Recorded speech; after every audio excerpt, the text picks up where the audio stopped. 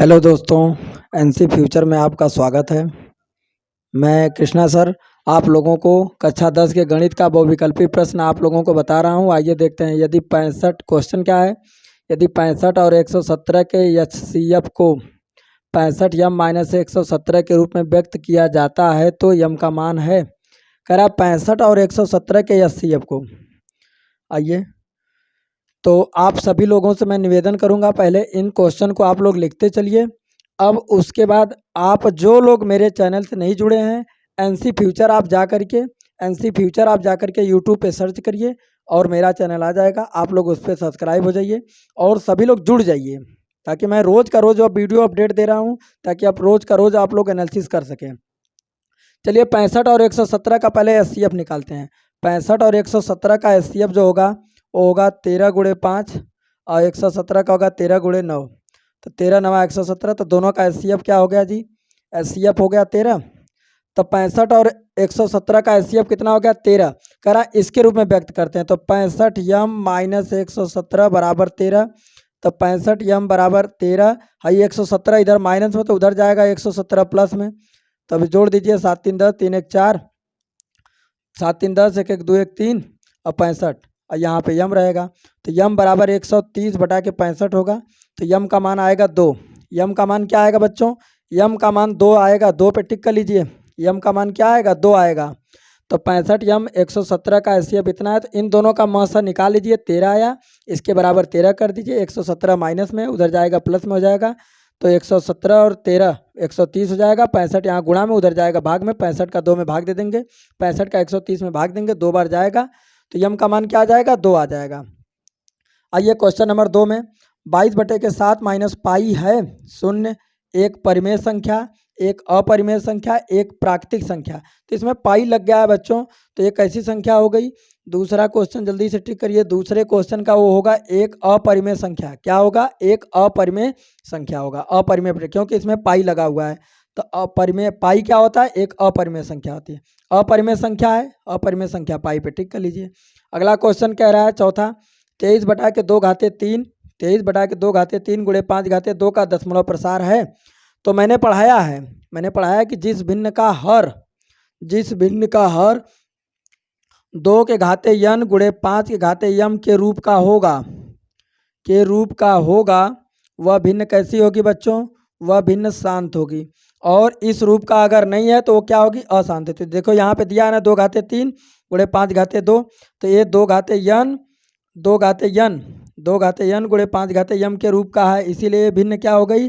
शांत हो गई। तो शांत पे टिक कर लीजिएगा। तो ये चौथे क्वेश्चन का क्या आएगा? शांत होगा। टिक कर लीजिए। पहले का दूसरा सही है, दूसरे का तीसरा सही है, तीसरे का दूसरा सही है, चौथे का पहला सही है। आप लोग लिख लीजिए और मैं लगाते भी चल रहा हूँ, लगा के दिखाता चल रहा हूँ। ये 4 क्वेश्चन हो गए, नोट कर लीजिए।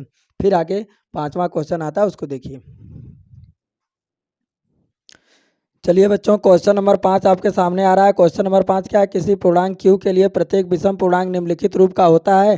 तो q के लिए प्रत्येक विषम पूर्णांक निम्नलिखित रूप का होता है। किस रूप का होता है बच्चों? जल्दी जल्दी ठीक करिए। q तो होगा नहीं, q+1 भी नहीं होगा, 2q भी नहीं होगा। ये चौथा सही है, 2q+1 रूप का होगा।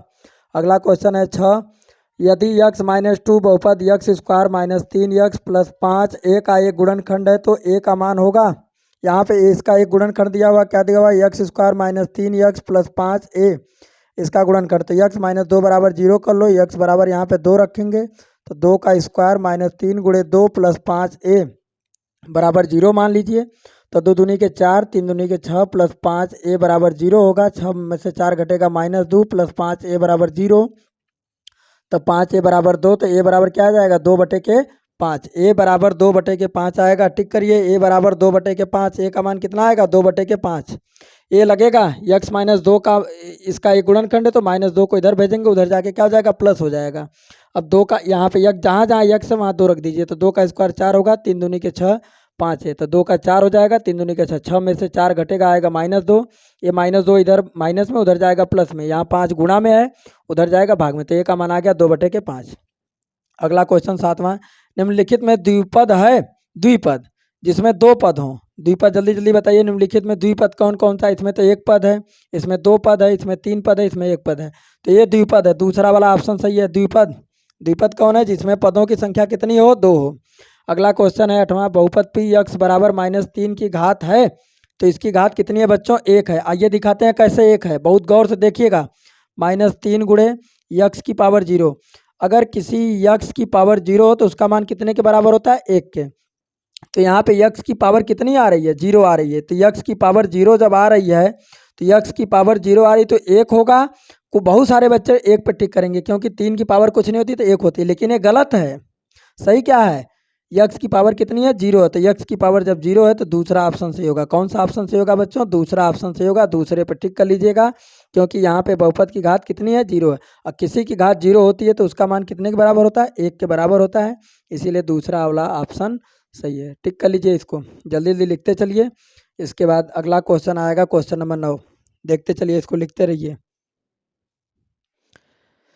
आइए बच्चों क्वेश्चन नंबर 9 देखते हैं। क्वेश्चन नंबर 9 कह रहा है यक्स स्क्वायर -2x -3 के शून्यक होंगे। क्या क्वेश्चन कर रहा है? यक्स स्क्वायर -2x -3 के शून्यक होंगे।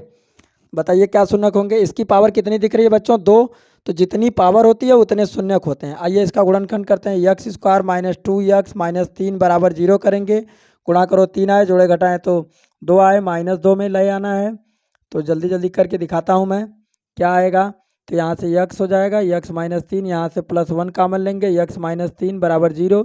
एक ब्रैकेट में यक्स -3, एक ब्रैकेट में यक्स +1 बराबर 0। ये -3 उधर जाएगा तो +3 होगा, ये +1 जाएगा, -1 होगा। 3 और -1, 3 और -1 कौन सा विकल्प सही है? 3। यहाँ -3 है, उधर जाएगा +3, यहाँ +1 है, उधर जाएगा -1। ये तीसरा ऑप्शन सही है। 3 और -1 टिक कर लीजिए। 3 और -1 इसका गुणनखंड कर दीजिए। जितने पावर है उतने शून्यक आएंगे। इसका गुणनखंड करिए, जितनी पावर उतने शून्यक। अगला क्वेश्चन है यदि समीकरण a x square plus b x plus c बराबर 0। क्या क्वेश्चन है बच्चों? यदि समीकरण a x square plus b x plus c बराबर 0 के मूल अल्फा और बीटा है तो अल्फा प्लस बीटा का मान। चलिए मैं बताता हूँ मूलों का योगफल क्या होता है। मूलों का योगफल जो होता है, मूलों का योगफल का फार्मूला होता है बच्चों -b/a। मूलों का गुणनफल का क्या होता है? मूलों का गुणनफल का फार्मूला होता है, गुणनफल का फार्मूला होता है c/a। तो यहाँ से b/a, तो कौन सा सही होगा? योगफल वाला। जल्दी बताइए, टिक कर लीजिए। -b/a मूलों का योगफल। मूलों का योगफल अगर पूछे तो -b/a, गुणनफल पूछे तो c/a।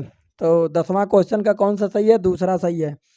11वां क्वेश्चन में आते हैं। पी एक्स बराबर के एक्स स्क्वायर -4x प्लस के का एक शून्यक -1 है तो के का मान।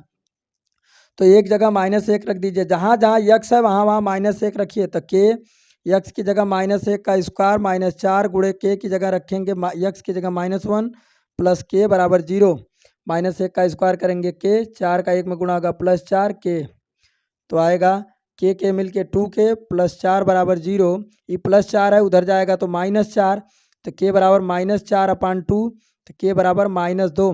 के का मान क्या आएगा? -2। जल्दी टिक करिए। 11वां का दूसरा सही है। के का मान -2 आएगा।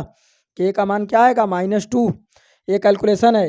एक शून्यक दिया है तो यक्स की जगह मैंने -1 रख दिया। -1 का स्क्वायर करोगे तो 1, 1 का के में मल्टीप्लाई करोगे तो के ही आएगा। 4 का गुणा 1 में करोगे, माइनस माइनस से प्लस हो जाएगा। 4 1 कम 4 और प्लस के मिल के 2k प्लस के यहाँ 4 है, उधर जाएगा -4। 2 यहाँ गुणा में, उधर भेज देंगे भाग में। 2 चौके 2 दूनी के 4 होता है। के का मान क्या आ गया? -2। टिक कर लीजिए। अगला क्वेश्चन है 12वां। एक द्विघात बहुपद, क्या कह रहा है? एक द्विघात बहुपद जिसके शून्यक 5 और -2 हैं तो कौन सा सही है? 5 और 2 है तो इसका अल्फा का मान दिया है। देखिए इसमें किसका मान दिया है जी? अल्फा का मान 5 दिया है और बीटा का मान -2 दिया है। तो द्विघात बहुपद का फार्मूला क्या होता है वो देख लीजिए। वो होता है x square minus alpha plus beta into x plus alpha beta बराबर 0 होता है। तो यक्स स्क्वायर यहाँ पे 5 और 2 जोड़ेंगे तो ये घट जाएगा, 5 में से 2 आएगा, -3 आएगा। तो -3 यक्स और 5 दूनी के 10, -10 बराबर 0। क्या आंसर आएगा? X square -3 x -10। ये चौथा ऑप्शन सही है। X square -3 x -10। कैसे? 5 में से 2 घटा दिया तो क्या आया? -3। तो -3 यक्स, 5 का 2 में गुणा करेंगे, 5 दूनी के 10 और यहाँ माइनस लगा तो माइनस लगा दीजिए। तो यक्स स्क्वायर -3 यक्स -10 बराबर 0। तो कौन सा ऑप्शन सही हुआ? चौथा वाला सही हो गया। उसको टिक कर लीजिए सभी लोग। ये चौथा वाला 12वां का चौथा सही है। ये पहले और दूसरे लेसन का एनालिसिस है। पहले लेसन का और दूसरे लेसन का, पहले और दूसरे लेसन का एनालिसिस करा दिया हूँ। अब तीसरे लेसन का फिर से एनालिसिस अगले तीसरा और चौथा लेसन अलग भेजेंगे। पहले और दूसरे लेसन का, पहला लेसन आप लोगों का था, क्या नाम है पहले लेसन का? वास्तविक संख्याएं, और दूसरे लेसन का नाम है बहुपद। तो पहला लेसन क्या था? वास्तविक संख्याएं, वास्तविक संख्याएं, और दूसरा लेसन क्या है? बहुपद। तो ध्यान दीजिएगा, वास्तविक संख्या और बहुपद, ये दोनों लेसन का मैंने बहुविकल्पी बना के भेज दिया है। आप लोग इसको देख लीजिए, और ये 12 क्वेश्चन लगा के तैयार के लिए, ये बोर्ड पेपर के लिए, ये बोर्ड के पेपर के लिए मोस्टली इंपॉर्टेंट है। और आप सभी लोग मेरे चैनल के साथ जुड़ जाइए, और फटाफट सभी लोग इसको एक कॉपी पे लिखते चलिए और लगाते चलिए। आज के लिए धन्यवाद। जय हिंद।